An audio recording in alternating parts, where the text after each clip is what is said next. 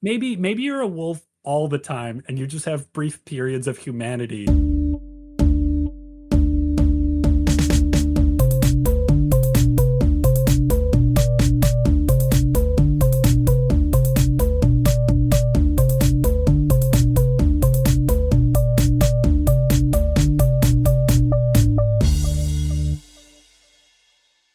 Hello and welcome to the Answers to Lemon, the smartest icebreakers from the dumbest dudes. Do you want to impress family, friends, or even your imaginary relatives? Well, wow whoever you want with weird questions from your God of Odd, Connor. I'm trying very hard to keep my head very still, and I didn't think it would be as hard as it is, but it's very challenging as it turns out. Were you gonna shake your head no? Do the I do the was traditional start? I was going to shake my head no, which apparently is my Fuck, dude. trigger start, but I'm not doing that. I'm sorry for putting that in your head. I did not mean to bring this evil upon you. That's okay. You know what? It's probably for the best. I think probably I'm a better person. I've got more control over myself, deeper insight. I just You know, shaved off a little wart of my personality. thinking about this, usually when I think of shrinks, when they're like listening, they nod their heads up and down, and you go side to side. You're just like, oh no, dude, you're fucked. I can't heal you. Cognitive Sorry, behavioral man. therapy ain't got nothing for you, bro. No, dude, this is no. That one's on you. Sorry, you're just crazy. That's They don't even put that in the DSM. Oh boy, yeah. And you Oh are. shit, I'm your humble host, Evan. Ah, Fucking, I will never remember who I am. can't But what remember. I will always remember is Weird Question Wednesday, when we reach out to you, our two listeners on social media, and get your wonderful answers to our weird questions. Yeah, I'm moving right along with you've acquired a new minor league baseball team. What's the Fuck! mascot? I chose that one too because it wasn't the most recent, because I didn't want us to overlap. Yeah, but I'm excited to go see the Portland Pickles this weekend. So Oh I'm shit! sticking along with the minor league baseball team. Hell yeah, go for it. My answer is from Sir Lunatic with a K at the end of lunatic, which is exactly the way a lunatic would spell their name. I think we can all agree.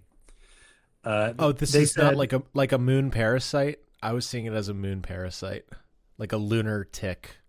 ah, no, but that is now a little bit of sci-fi horror that you could introduce into the world if you want. That's a short story waiting to happen. I wish I could write. I Can't wish you read. could too. Can't write. Just breathe.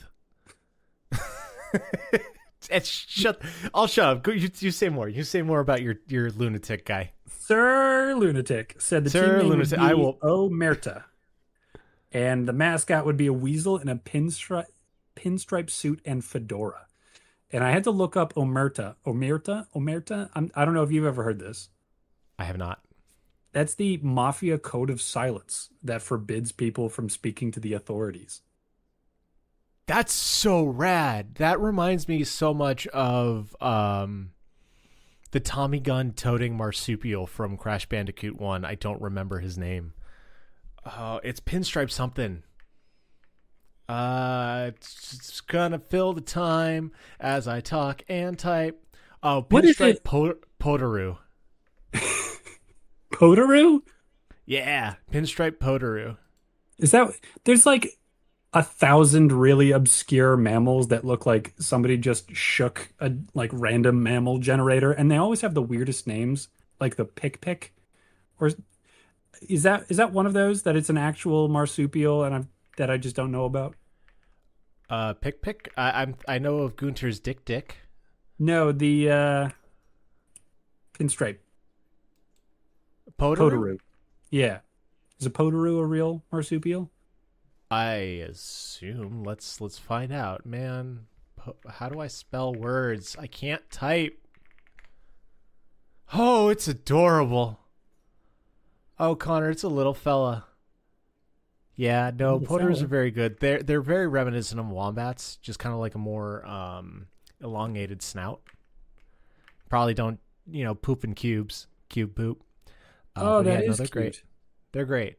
But yeah, the one in Oh, Crash nice. Bandicoot has a Tommy gun, and you have to, while he's spraying and praying at you, you have to jump from like upturned table to chair to get around him and avoid the bullets. It's actually a really cool fight. That sounds like fun. So yeah, your was it Weasel? Weasel Weasel. Yep. And sounds pinstripe suit. freaking rad. I am so here for that. I would love to see that games. And they're going to be going up against Dre's team. Dre is from TikTok. And their answer was, I just straight up steal Gritty from the Philadelphia Flyers, like a 1-for-1 remake. And I need to stress, included a picture of Gritty. My favorite part about that, if it's a 1-to-1, Gritty will still be wearing hockey gear. Yep. Yeah, it's just Gritty is fucking moonlighting as the same guy he is for a different team. Just in the off season, I guess. It's too warm out for hockey. So why not baseball instead? Which the sports definitely overlap with time because baseball is active for fucking forever. Those guys play so many games. Now, here's my question: I'm just going to assume that this is like the Nebraska team for this baseball Sure. team. Is it the Nebraska Philadelphia Flyers, which is the team that Gritty is the mascot for? Man, yeah. Or is it the Nebraska Gritties? I like the Nebraska Philadelphia Flyers better. I'm going with that one. I think it Trey, really answer. Let us write in. Send homing pigeon and let us know. But yeah. in my reality, it is the Philadelphia Flyers. Yeah, I think it really doubles down on the copyright infringement. Yeah, yeah. It's like fuck you. What are you gonna do to me? There's so much deep lore around Gritty to be explored. I wonder if you can just sort of summon him by naming your team the Philadelphia Flyers. Like maybe he doesn't know. He's just sort of drawn to any team that's called the Philadelphia Flyers, whether it's a hockey team or not, and he just shows up Yeah. and does his thing. Yeah, I love that idea so much. Like I've seen videos online of him like throwing hatchets and shit. I'm like, yeah, this mascot is just enough of that otherworldly chaotic that I'm like, yeah, rock and roll, rock and Yeah. roll. Yeah.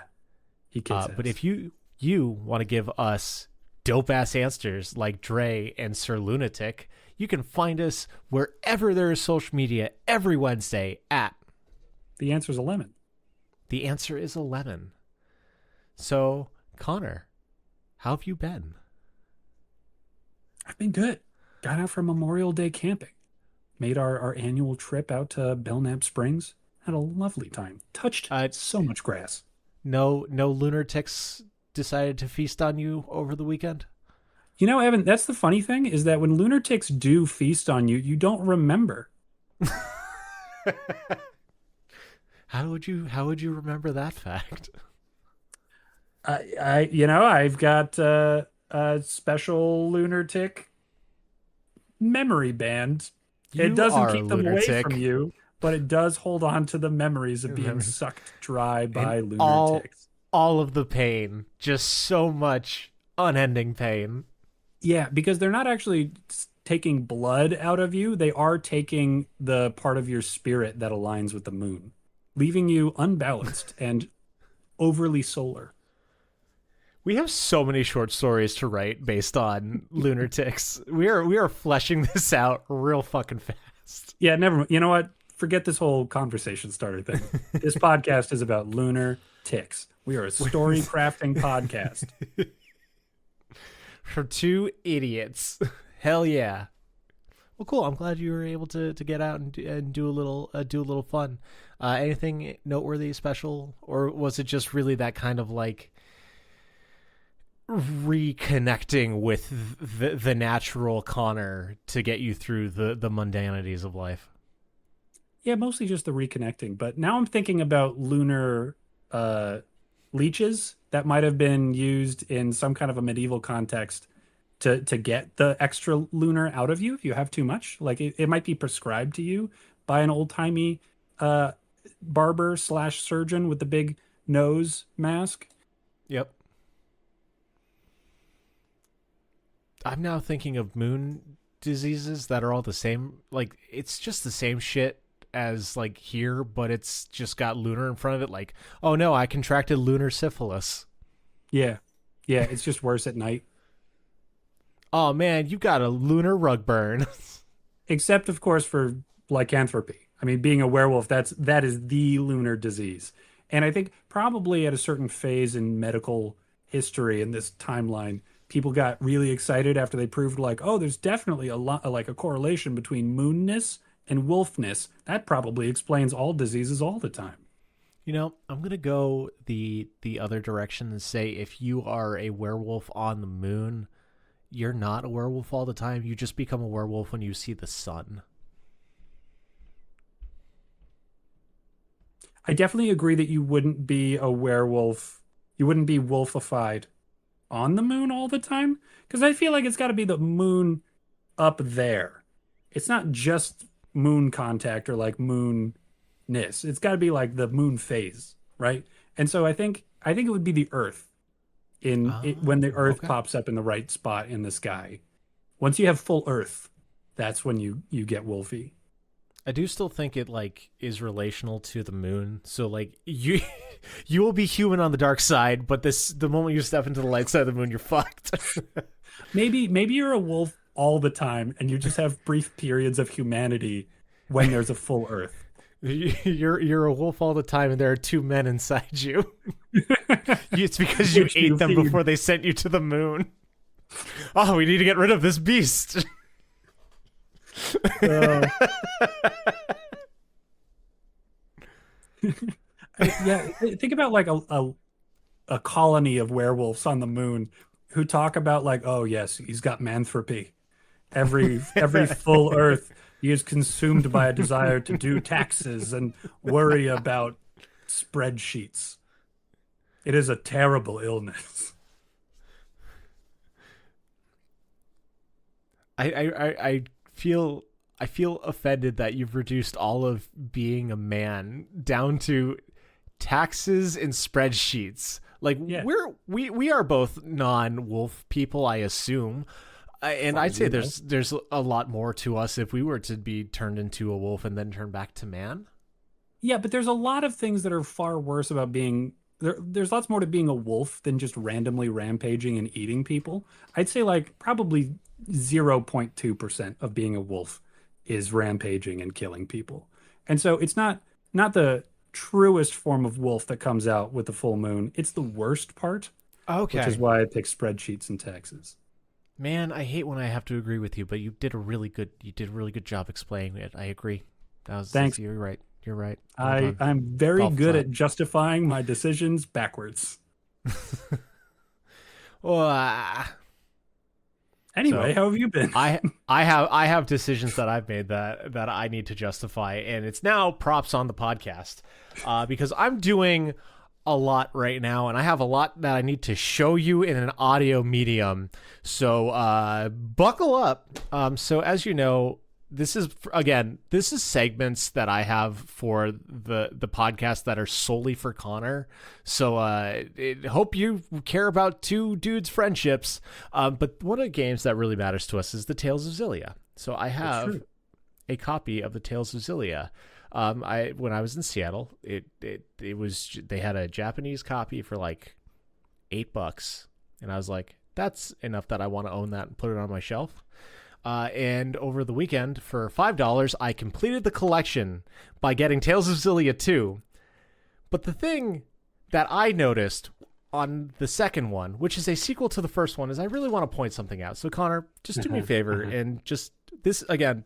Fuck you, two listeners. This is for Connor. You're not getting descriptions of Yeah, it, yeah. but I need Connor Get out to of here, take in listeners. the visuals. You see the characters, the all the people you know and love.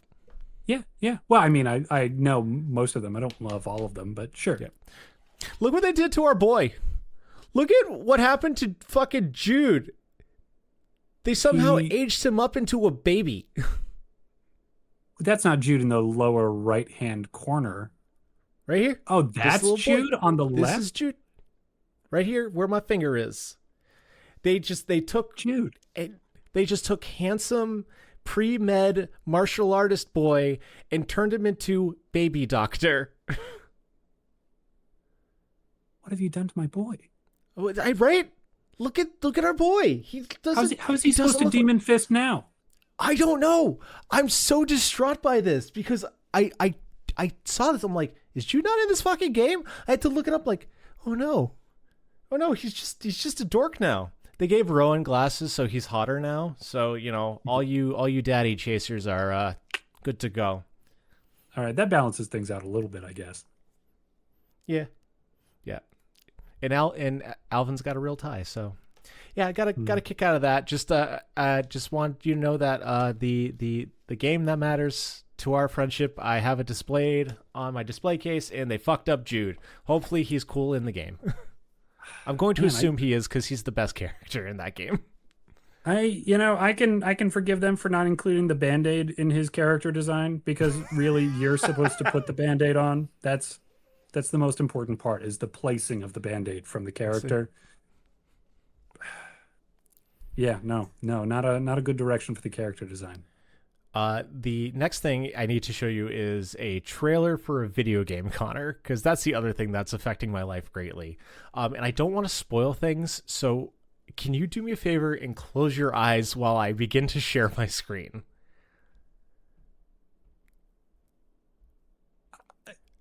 Yeah, Genuinely. I guess I can. I'm just marveling at it's one thing to put things up on the screen and on an audio podcast for people who can't hear it. It's another thing for you to tell me that I can't look at the screen. Yeah, I'll tell you when you can open your eyes, but all right, I'm closing my eyes. I'm assuming you don't know about this because I didn't until literally before the podcast started, and I'm like, Connor needs to experience this, because it fucking matters.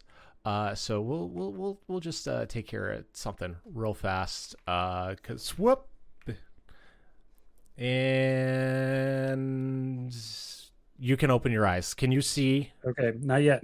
I need to hit the watch button. And yep. All right. Tekken Projects presents Unreal Engine. Big fan. Okay. Big fan. So yeah, if you want to just keep reacting, be my guest. Oh, okay. All right. So Bob, I think I recognize from a long time ago.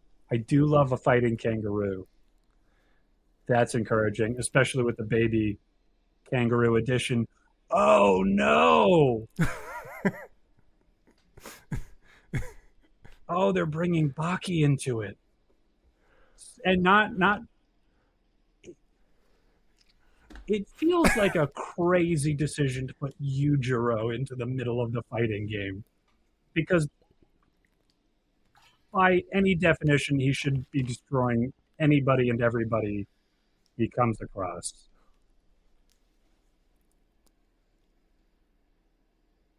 They do a really good job of selling him, though.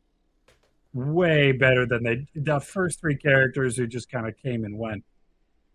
And then they just devoted the full meat of the trailer to Yujiro Hanma. How do you feel about Yujiro Hanma being in a fucking fighting game, my guy? Yeah, oh man, I'm so glad for him because I know that he is going to win every fight that he's in. It's kind of nice to have the option of playing with your friend because there's like the broken character, the overpowered, like, oh, they got that cheap move. And then you just like, I'm just going to be Yujiro. So you just practice on me and I will literally rip your character's face off as soon as I feel like it. You go ahead. I'm going to go grab a snack. I'll be back in 10. Like, there is the part of me that is like, one, I am interested in Tekken 8 in a way that I haven't been interested in Tekken 8 since Tekken 8 dropped. I got to tell you, I am really worried about that kangaroo and the baby kangaroo also. Oh yeah, so fun fact, Roger Jr. is the Joey in the pouch. So like you're playing as the baby, but like the fighter is the mom. It's great. They in previous Tekken games, they both have the boxing gloves on the mom and the baby. That's pretty fun. That is pretty good. Too bad they're about to go extinct. Yujiro is going to take out every last kangaroo he can Just get his hands on. just a wild fucking decision. Like, I understand that I'm being a lore snobist, but like Yujiro Hanma is the strongest creature on Earth. Yeah. The strongest living creature. And it has been proven time and again. Like, I'm sorry. Yes, Baki beat him in the fight. That doesn't mean Baki is stronger. Yeah. That means Baki imagines better. I mean, did he really beat him in the fight? I don't know. I think, like there's a gradient in terms of he did a good enough job holding his own for long enough to impress Yujiro. That's not the same thing as winning. Yeah. I even in the story of the story, neither of them heard the other's admission of defeat. Mm-hmm. Which is sometimes extremely important in Baki and other times not important at all. Yeah, because like Baki was deaf from how hard Yujiro beat the shit out of him, and I don't remember why Yujiro. Oh, because Baki couldn't get up, so like Baki was beaten physically.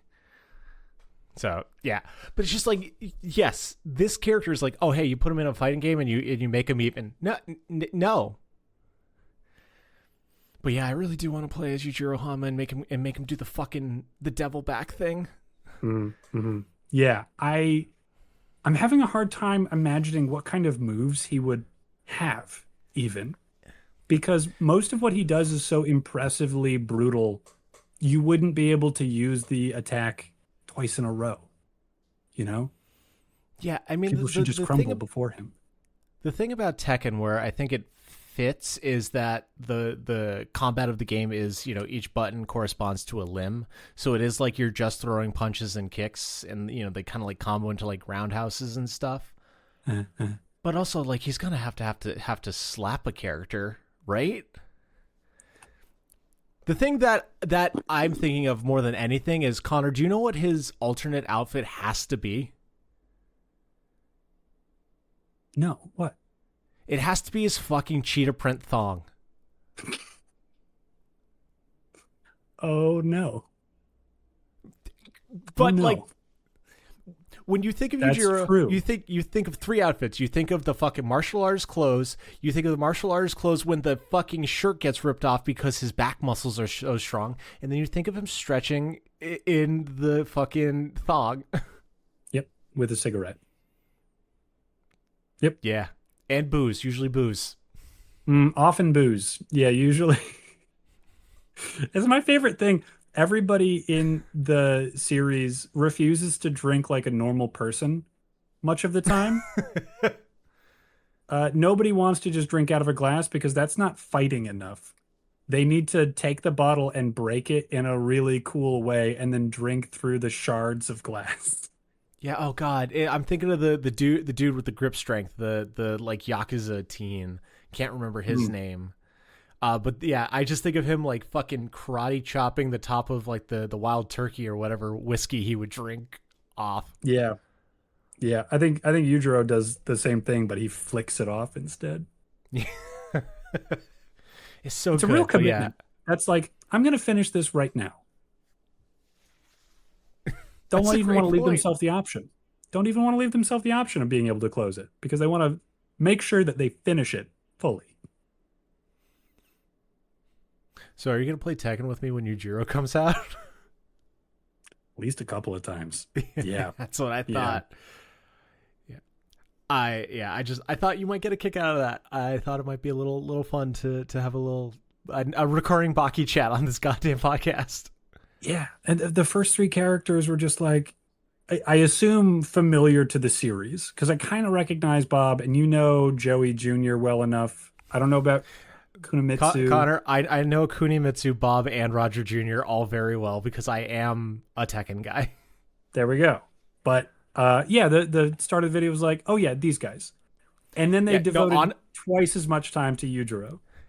like to be fair, was the Yujiro release or like announcement trailer? I did choose the one for him, but like straight up, I love Kunimitsu and Bob and Yujiro. Like, sorry, Roger, I don't really care for Roger Jr.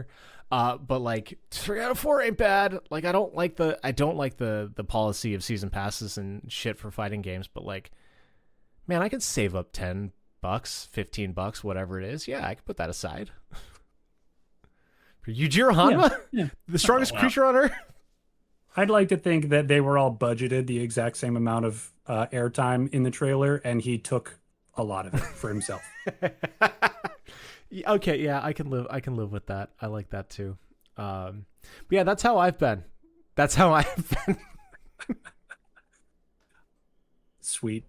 Yeah, I do love seeing that series get more airtime and get more attention. I do not think I can ever accept watching Yujiro Hanma lose a single one of those fights. Really, I don't think I could ever accept watching his health bar dip even the slightest amount. But that's neither here nor there. I think we can still enjoy ourselves. Yeah, I really thought they were gonna like if they would do a Baki character, it would be the titular Baki. Like I thought he would make sense for this kind of shit. Yeah. But yeah, I just hell, like, you know, I could even see Dopo Orochi in maybe not Tekken, but like Virtua Fighter, probably, you know, something like that. Mm-hmm. I could see him showing up, but like, Yeah. you're taking the fucking plot device character. So yeah, so interested to follow that and see how it goes. But this is a podcast about conversations, not video games. So I guess let's get into the conversation portion of it. 40. Number 40. Oh, phew, I almost misread that. You get to design your own fragrance. What's it called and what are its notes? Asks Leah. My own fragrance. Okay, so I'm going to call it Eau de Fitz. Egotist. Is that what you call your sweat? Fitzwater? Fitzwater. Yeah. But I don't know. I mean, I guess I want it to smell like what my soul would smell like. Do you know what I mean?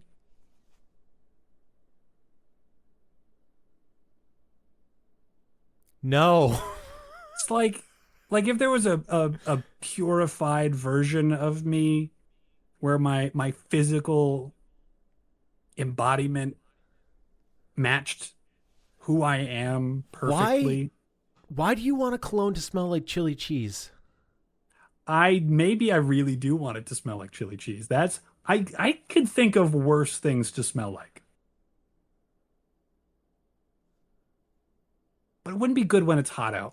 And I do want it to be good year round. All right, now I've established 2 things about this fragrance. I've got the name, and I want it to be good when it's hot and when it's cold. And chili cheese would just leave too many questions, attract too many animals. That wouldn't work.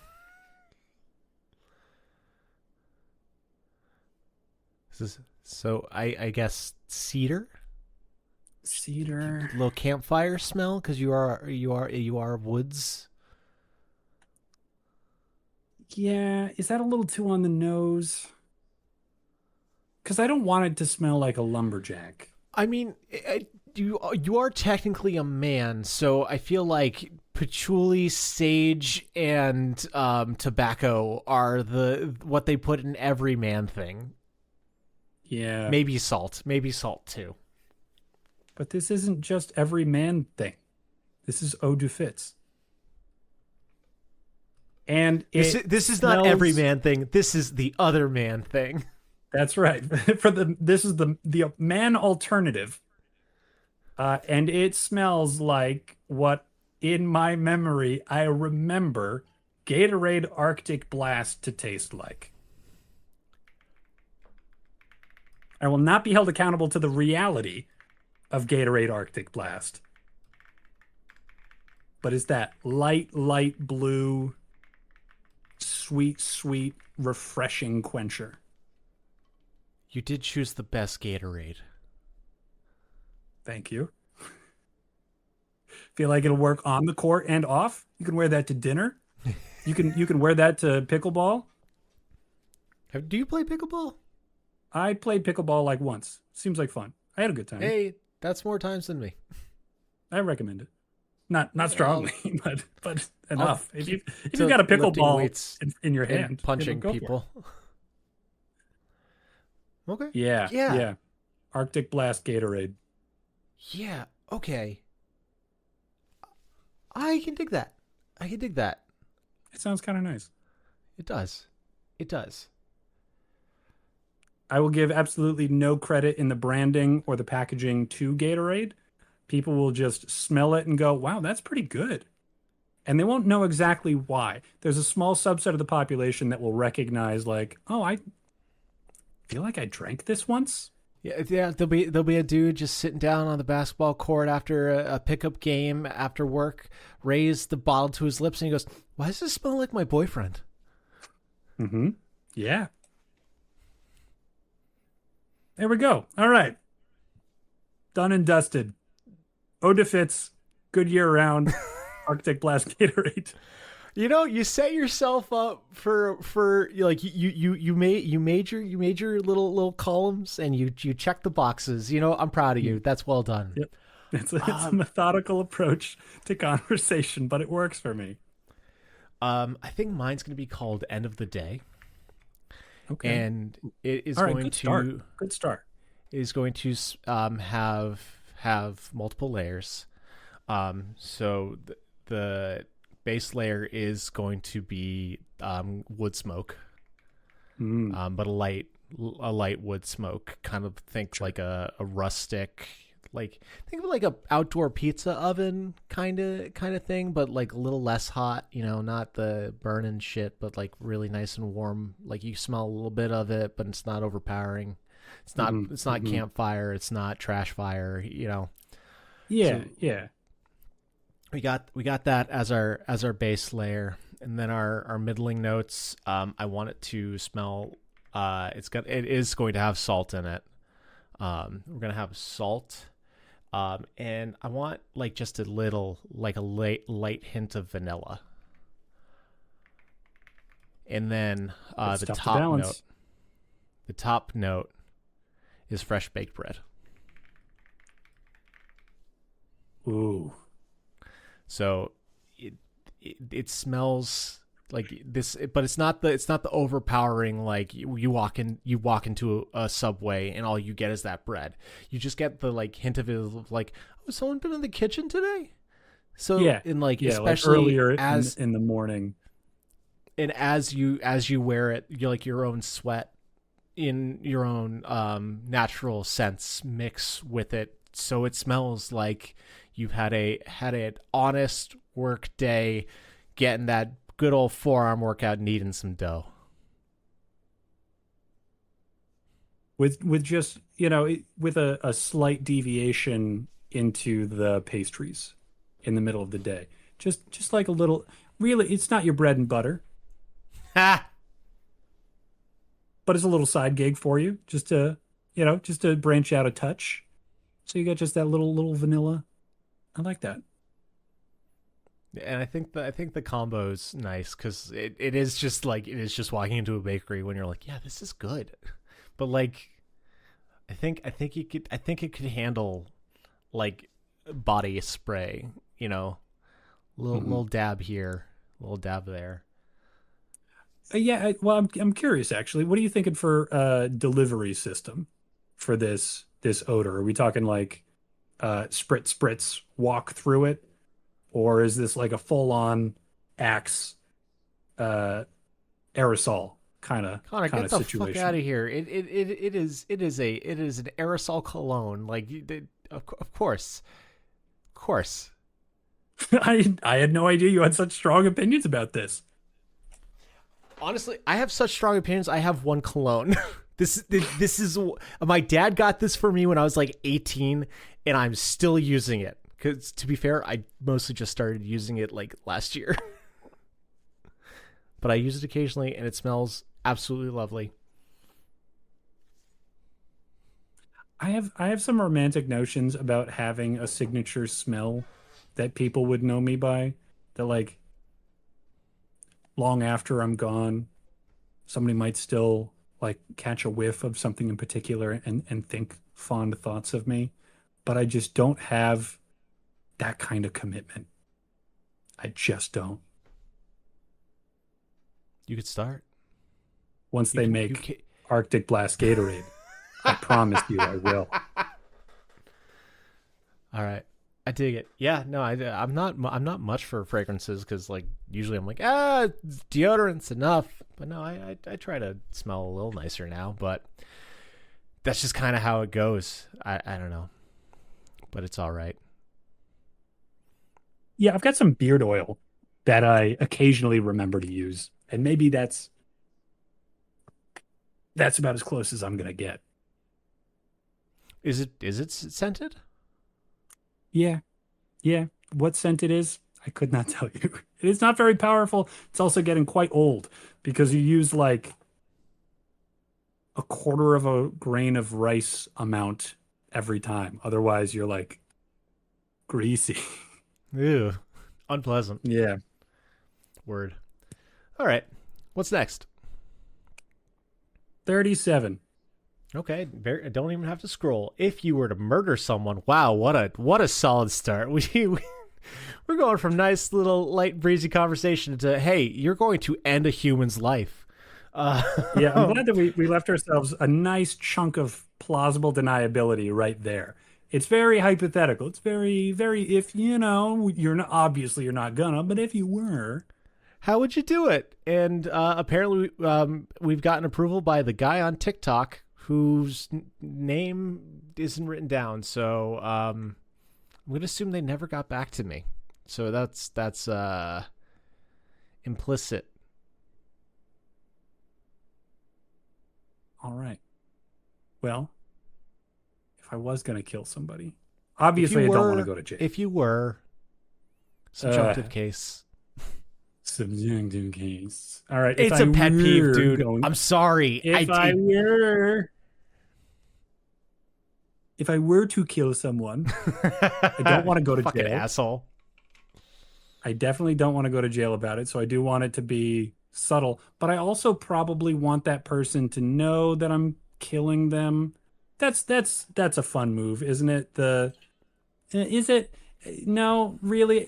Thinking about stories and movies that have that, like, I want them to know it was me sort of thing. That's cool, but not if you're killing them. I ruined your life and I want you to know, that feels like that's got some lasting power and it matters that you know Yeah. to Like some what? extent. But like, if you're gonna kill somebody, you're killing the knowledge that you were the one who did it at exactly the same time. Yeah, like I don't watch any slasher flicks, but the slasher doesn't go to the person as they were, inserting the knife, let's say, and go, "It was me." Like, no shit, dude. Yeah. Yeah, so yeah, it's not gonna bother me if this is an anonymous slaying. Okay, you're taking too long. Accidental manslaughter, because it was definitely a heat of the moment crime where something fucking bad happened. You just, man, you got to think positive.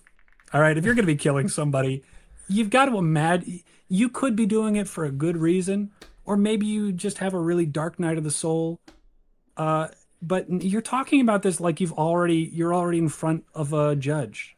Yeah, it just I can't imagine myself in the place where I would do this. So I can, it's like the closest I could put myself into that is like a bad night gone wrong where some asshole started some shit and I clocked him too good because I actually got in a punch and it was on concrete, and then like fucking heads don't do great when they're dropping 6 feet from concrete. Like, not to make this fun jokey podcast real, but like that's the only situation I can imagine. This is why my fucking monk in D&D had depression and I had to quit that fucking game. Yep. Yeah. So, You've accused me of being a little too literal in the way that I Yes, I respond to some have. of these questions. I think right now maybe you might be showing some of your colors in that arena. I think I am. Okay. I do think this is not a great question for Evan.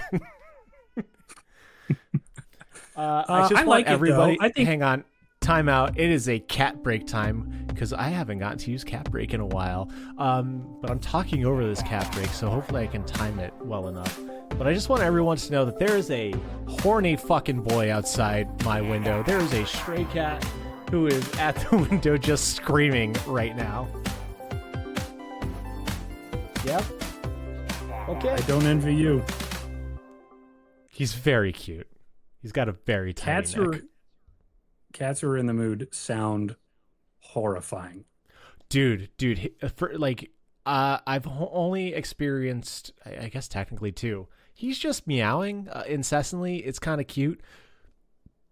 When the one female was in heat, that was wretched. It was banshee level. You are entirely correct. Of just the worst noises. Does not put this mammal into the mood. No, there's so many different animal noises that, especially like mammals in particular, where it mostly makes sense. Like baby versions of animals all sound like they're little and they're scared and they're sad and they need help. And, animals in pain, generally you get like, oh, that's too bad. Oh, what's going on there? What happened? But like cats in the mood just sounds like they're in pain. It sounds like they're being like somebody is ripping the skin off of them. But that's not what's happening at all. I feel bad for cats. If anything comes out of those screams, if there's any sympathy left for me after hearing cats in heat, it's that they have to listen to that. Bob Barker, spay and neuter your pets, folks. Yeah. Yeah. But speaking of other people sounding like they're in pain, how are you doing away with your target of choice? Hmm. All right. Well, I do kind of like Murder by Glass Jaw. That feels like a pretty guilt-free sort of I didn't know my own strength, just a freak accident. Let's all move on with our lives. Sorry to the friends and family. I I'm going to murder my victim by a Rube Goldberg machine. Oh man, I thought you were gonna say by glass jaw, where you actually like mold a glass, like a glass into the shape of a jaw, but it's like serrated and sharp, and you just use that to stab him to death or something. That would work. That could. Hey, you know what? I've got now dozens of elements in my Yeah, murder that's method, so I fair. could probably fit the glass jaw into it somewhere. So, like, what kind of Goldberg machine are you doing? Are you doing like the classic balls and the levers, or you gonna do something funky with like a fan, vat of No, like lava? all Can that you put stuff, but it's lava going in to a be, vat? can you put lava in a vat? Like I don't. You must. You must, right? We put I mean, molten metals into things all the time. oh, that's a great point. God, I hate when I'm dumb. Yeah. Okay. No, that makes a lot of sense. Yeah, smelting's a whole fucking thing. Yeah, yeah. Yeah. So, Okay. Yeah. Sorry. Carry on. Carry on. yeah, Rube Goldberg machine, but I want it scaled up a lot. So it's not going to be like birthday candles and strings and things. It's got to be more like a car launches through the air and Oh, uh dope. think like a nice junkyard kind of setting. Okay. I was thinking for some reason I was thinking like skyscraper, and like all the floors are part of it. But then again, I Mm. guess that's Mm. yeah. No, I think that scale may be Yeah. a little too big. Think Okay. bring it Junkyard's bring it fine. down. Yeah. I like junkyard because it also feels like it could be hiding in plain sight. Hmm. Yeah. Yeah, with a lot of elements that aren't predictable and actually not a part of everything, and then things fall away and new things come into play. Yeah. And I there's a part of me that wants the person steps out of the way and like I'm able to manipulate them into a new spot via the Rube Goldberg machine so that their decisions are also part of the Rube Goldberg Oh, machine. that's fun. Yeah, and So you there'll know be a lot of psychology, like, so you can use that for evil. yeah, yeah. I'm definitely on a sort of a nega Connor kind of a wavelength for this. So yeah, I think I'll probably bring my degree for into the nefarious purposes. And I think big climax is going to be, ha, you missed, except I didn't. Ooh, that's very fun. You just got to be careful and make sure your victim doesn't find a giant fighting robot in the rubble of your junkyard. Is that a risk? Am I the only one who watched Megas XLR in this podcast? Yes. Oh, Wait, damn. no, wait, no. It's he looks like the mayor of Flavortown, right? Yes, he does. Holy shit. Yeah, he does. Yeah. Coop. Coop was his name. Guy Fieri. That's his, yeah. Well, Coop is the guy in this show, but huh. Oh yeah. Yeah, I do. You know what? If the guy I'm trying to kill finds a robot in the junkyard and he's able to get out of it that way, I deserve it. I don't want to be killing somebody who has that kind of potential. It's your fault for not finding it. Yes. Yeah, and all the setting up. I think there's probably a purity of heart standard at play with this giant fighting robot. So the fact that I'm, excavating the junkyard for murder reasons probably keeps me from noticing it. Okay, I can dig that.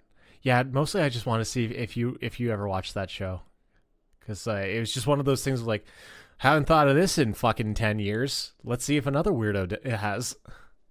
Yeah. Yep. It was just a couple of layers deeper in my brain. Yeah, I liked it though. What else I would like is the next question. 19. 19. What's one of life's small pleasures? There are a lot of small pleasures in life. I know, but what's one of them? What's What's one of them one that you of want them? to talk about right now?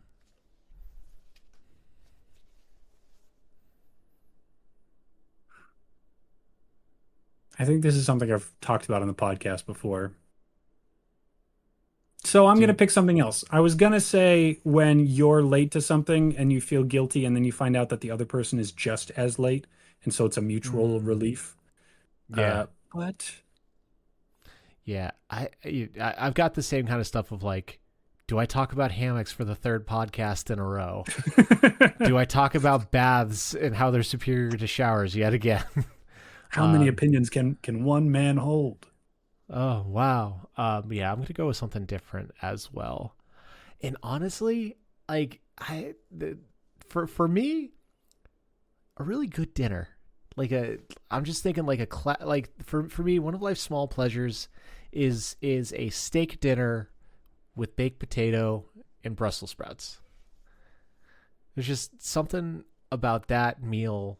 It's hearty, it's comforting, it's flavorful.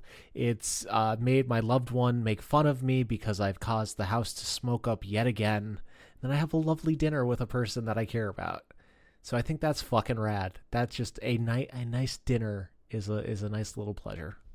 Because you can have that every night if you want. Like, you can make a nice dinner every night. I think I disagree. I don't think you can Okay. have a nice dinner every night. I think you literally could make yourself something that you enjoy every single night. But I think like the steak, Brussels sprout, baked potato dinner is nice because it's one step above what you normally get. Okay. If you had that for dinner over and over again, it would stop being that like extra little nice thing. It would just be food at that point. I think So it's that the occasional okay. bump in quality. So what I'm hearing is you need to eat that half-finished cold burrito over the trash can Hmm. just to stay humble, just to really set those expectations. That's right. Yeah. Yeah. You gotta crawl around in the trash from time to time. Am I the only one who does that, or do you eat cold food over the trash too? I don't eat cold food over the trash. I either get a plate or I don't eat it over anything. And I get crumbs on my lap.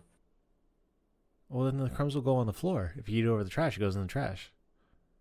Yeah. And yet, somehow it's trashier to eat it over the trash. I disagree, but I feel like if I argue this point too hard, I'm going to be getting into George Costanza territory, and I really don't want to do that. You know what? Smart. Smart. How long have we been doing this podcast? You're getting good instincts for these kinds of things. I've eaten an eclair out of the trash. I did it when I was working at the grocery store. I wasn't touching any of the trash. It was still in the wrapper. I took a bite out of it. But yeah, no, a nice dinner is just really nice. Like a little pleasure in that vein for me is, Connor, do you make fancy sandwiches ever? I don't know that I ever make fancy sandwiches. I do make higher effort sandwiches and I do make more ingredient sandwiches, but I don't think I would ever call them fancy. Okay, so I do call those fancy because they are more than meat, condiment, cheese. But like I've started putting lettuce and like a tomato or like onion on it. And it's a whole new fucking world of like, oh, it doesn't just need to be the fucking Lunchables cracker sandwich as a 33-year-old adult. And it's just like, I damn. do know what you mean. Yeah, there are times when I'm making a sandwich and I realize, miracle of miracles. Wait, I've got a tomato. Oh, this is a whole new level of sandwich. I was talking to Tom about this when I saw him a couple weeks ago, and he's like, "Yeah, Ev, I was at the farmers market and I saw like a head of lettuce, and I'm like, man, that'd go good on a sandwich. What the fuck happened to me?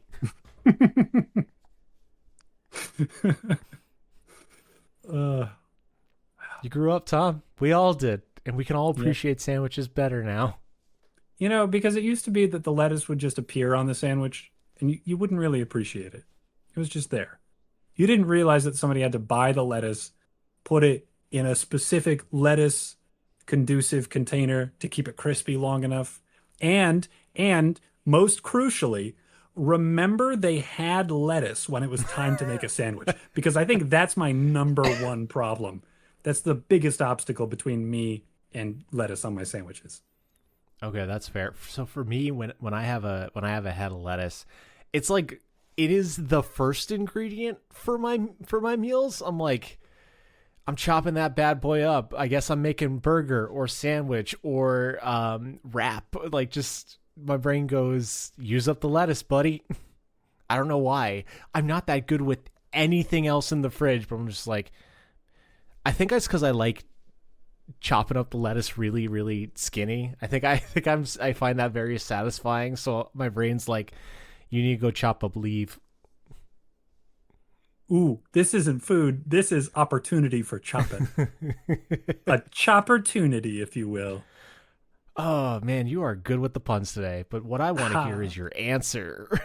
Oh yeah. All right. And what's your small pleasure, bud? One of life's small pleasures. Kind of similarly, it's just a real pleasure to be brought food and drinks. Oh, It's just really nice to go visit somebody's house. It's not even just that you don't have to get up and go get something. There's just something really nice about being a passive receiver of food and or beverage. That there's somebody there mm. caring for you and just trying to make you comfortable. It feels nice. I'm glad that you like coming over to my apartment. So I definitely ply you with food and drink. Yeah, that's a fact. Yeah. Yeah. Yeah, Yeah, it's fun too to see what people think people are gonna want, like what people offer to you when you go over to their house. It's like uh it's a less creepy version of pe poking around in their medicine cabinet in Yeah. that way that you kind of like learn a little something extra about a person. Yeah. How's instead of how's your brain fucked up, it's like what's your tummy like? Yeah. Yeah, because for me, my I think my instant offer when people come to visit is, do you want anything to drink? We've got beer, we've got wine. Oh, Yep. we have water. I could Yep. do a seltzer, I guess. I could make you a cocktail. Or, I think there might be some lemonade. Always way more Yeah. excited about the alcoholic options. Yeah. Yeah. No, that's fair. That's fair. Yeah. Because I think how we usually do it is, we offer whatever is just on hand, and it's like, and there's a store down the road if you want something in particular to try Yeah. to give that, like, extra level, like, we'll pay for you. Yeah, but the thing that's on hand at your place is always weird. It's not like you've got a go-to, you've always got like pan au chocolat that you're passing out to people and you just want to use them up before they're gone. It's always like, yeah, I got some Calabrian chilies. I could regale you with the history of it was like a specific part of Italy, I think. Yeah, yeah. Oh, you're talking about me specifically. Yeah, I like Yeah. trying weird shit. So, not Yeah. all of it lands. So it's been it is fun. Yeah, because we got that weird like paste sausage when I was in Hmm. Seattle, and then we Yep. put it on cookies based on the Italian lady's recommendation, and it was missing something when I ate the cookie without the sausage paste on it. One of the One, weirdest culinary experiences. yeah, I'm still glad to have had it. Oh yeah. Yeah. No, and that's yeah, one of those things that you take care of people at your house, not just by giving them something boozy, but by giving them a little experience. Yeah, I like experiences. For someone who doesn't get out much, I like things and stuff. But dude, on the vein of like weird food shit, I think we've gone too far. I was at the store the other day and I saw sugar-free Oreos. And I talked to Leah about this, and like I'm fine with like diet sodas, but I feel like it gets to a point of like, am I getting any nutrients from this? Like, is there anything that my body can like metabolize and use from this fucking diet food? Like, at Yeah, least it's like taking the flavor out of salt. What good is it after that? yeah, Oreos aren't good for you, but like at least part of it is fine for your body. At least it's something that you understand for the most part. But yeah, I don't know how you can put enough food substance into an Oreo after you take the sugar out to make Right. it still take up physical space. And the worst part about it is my fucked up brain's like, I want to eat it. I want to know what it tastes like. I don't think I'm going to like it. I don't. It frustrates Leah so bad, but I'm like, I know I'm not going to like this thing. I need to try it. And she's like, you're taking, like, because oftentimes it'll be like, I want to try one of her things. And she's like, you're taking something that I like away from me because you know you are going to dislike it. I'm like, but I need to experience.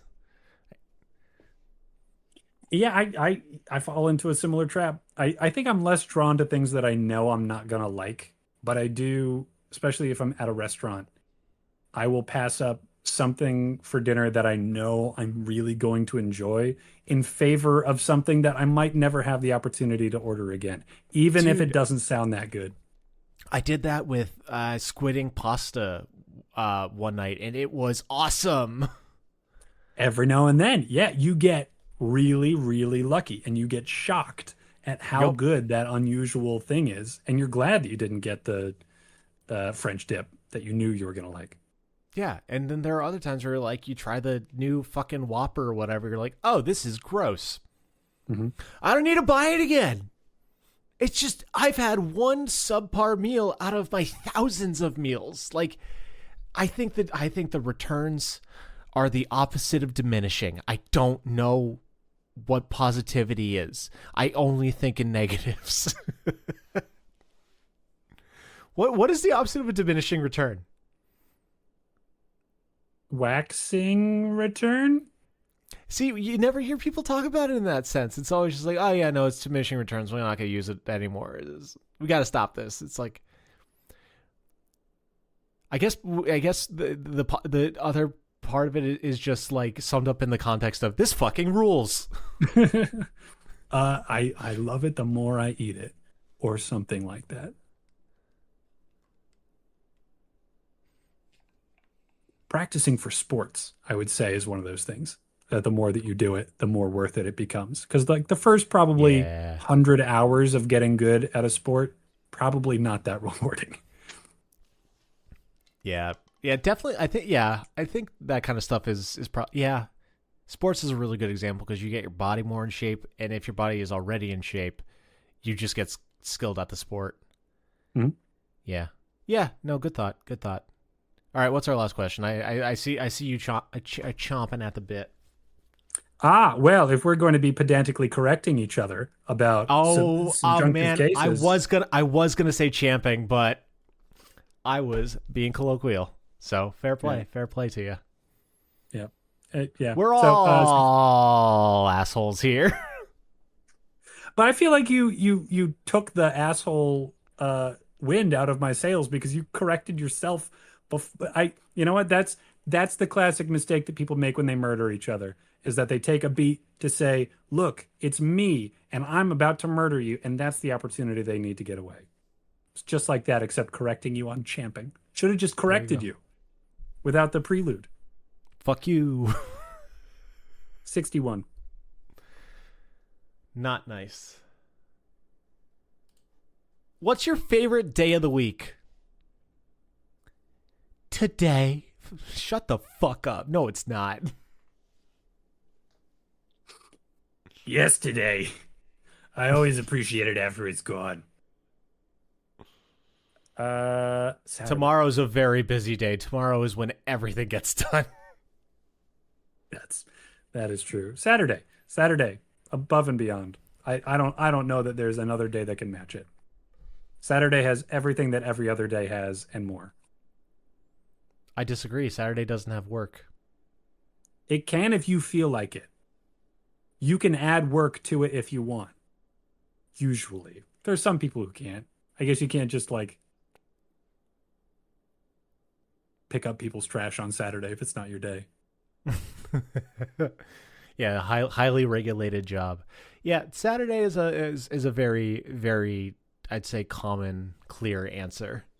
But You know, why are you going right into it? Like I know some people prefer the Fridays because it's that like tip over into release, whereas Saturday's just the off.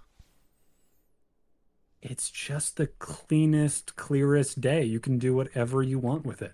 If you've got that standard Monday to Friday, most people are available, so you've got more opportunity to hang out with other people. You can hang out with people at different times of the day than you can from Monday to Friday. You can spend the whole day doing nothing or lots of productive stuff if that's what you want to do with it. It's got all the options, all the opportunities, and you don't need to worry about tomorrow because tomorrow is Sunday, which is almost as good as Saturday, but not quite. That is fair and valid, and I'm not here to argue it because I too am a big Saturday fan. However, Saturday is not my favorite day. Pray tell. You know it. You've heard it before. This is two listeners. This is a long-standing explanation that I have. You're going to hear the Tuesday rant because Tuesday is the best day of the week. Tuesday is the day of opportunity. It is the only day of the week that doesn't have a vibe attached to it because Monday is the worst day because it is the start of the week. Wednesday is the middle of the week, known as Hump Day, which is also the day that most people kill themselves, which is still staggering to me that I learned that in high school. And it's like, yeah, getting over the hump. It's like, that's literal. Hold on. I found out, fun fact, no US president has ever died in May. Neat. Isn't that fun? Yeah. Statistical wonder. I know there's a And higher than usual concentration of presidents dying on the 4th of July, but it does not account for the lack of death in May. yeah. That's really interesting. It's just stuff like that is so funny to the brain because it can't comprehend a big number. Yeah, yeah. Is Anyway, that Yes. hump day is Thursday is a prelude to Friday. Friday is the day that kicks off the weekend. Saturday being, the day that everybody looks for with, no work responsibilities. It is, I would assume at least, held up as the highest day of the week for most. And Sunday is kind of that day of rest, as God intended it to be. The come down from Saturday, a little bit of time to sober up, do some chores, go to church, get ready for your week ahead, what have you. Thursday, for most people, doesn't have that kind of anything attached to it. So I believe that Tuesday can become the day that can be anything. It can be negative, if like your Monday at work went to shit and you have to pick up a lot of stuff. But then Tuesday's also the day that this podcast comes out, and that fucking rules, dude. is that why? Because you're the one who Yes. decided when the podcast Yes. was going to start. Yes, It's it because is. Tuesday's the favorite Because day of Tuesday is Friday? my favorite day. I put it out Tuesdays. Yeah. Interesting. Okay. Well, I just learned something about the podcast I'm on. Yeah. So I think Tuesday has so much opportunity to it. Tuesdays is the day that I tend to go boxing.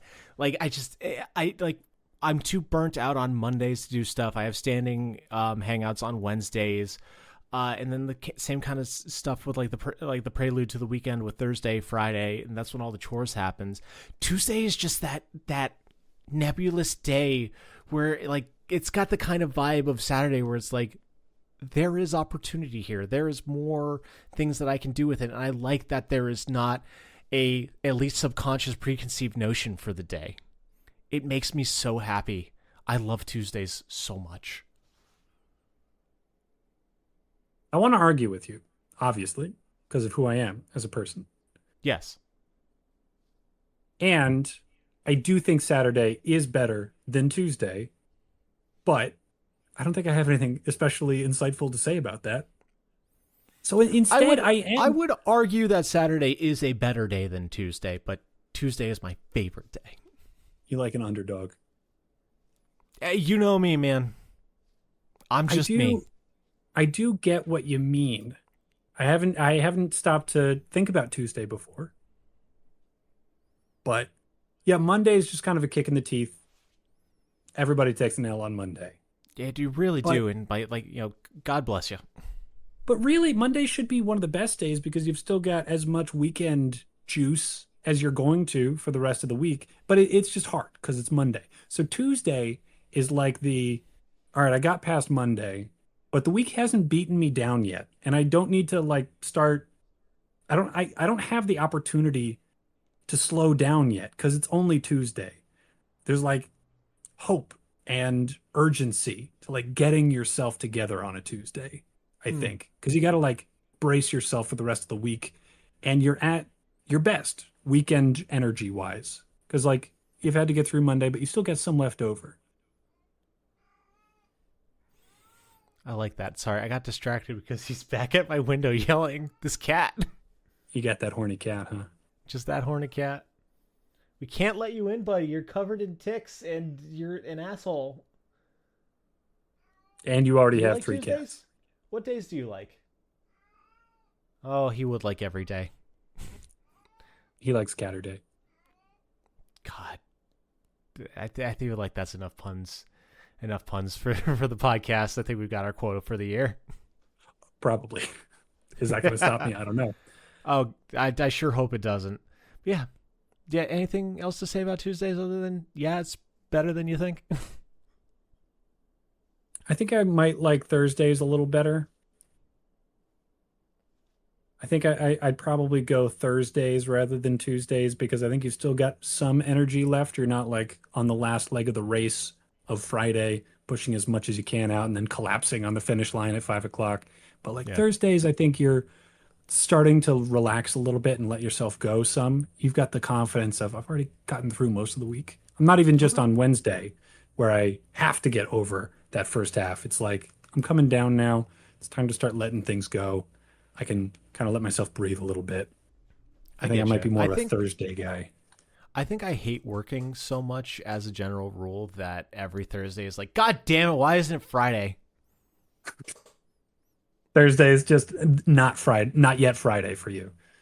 Yeah, and for a Yeah. lot of people that I've talked to, like, I have done very poor polling for this question. This would not hold up in an actual statistics report.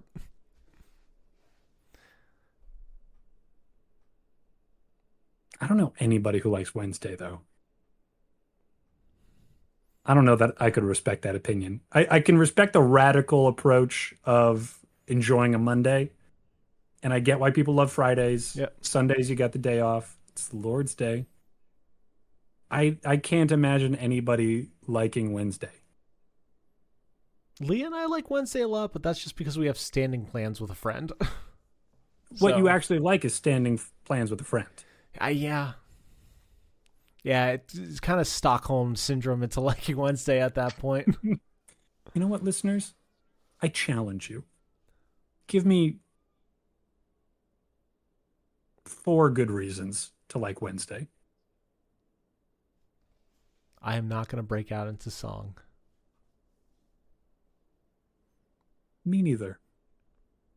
But what I am going to break out into is that you've made it to the end of the podcast. You didn't need to listen this far, but we appreciate it. We do. Seriously, thank you. This is fun, and we hope you find it fun. If you want to continue the fun on social media with the Weird Question Wednesday stuff, you can find us wherever there's social media with our account at. The answer is a lemon. The answer is a lemon. If you want to get your questions answered, your answers questioned, and your comments acknowledged, you can send us an email at lemonanswers@gmail.com. But yeah, tell your friends to have a good day. Take care of yourselves. Love you. Bye. Sayonara.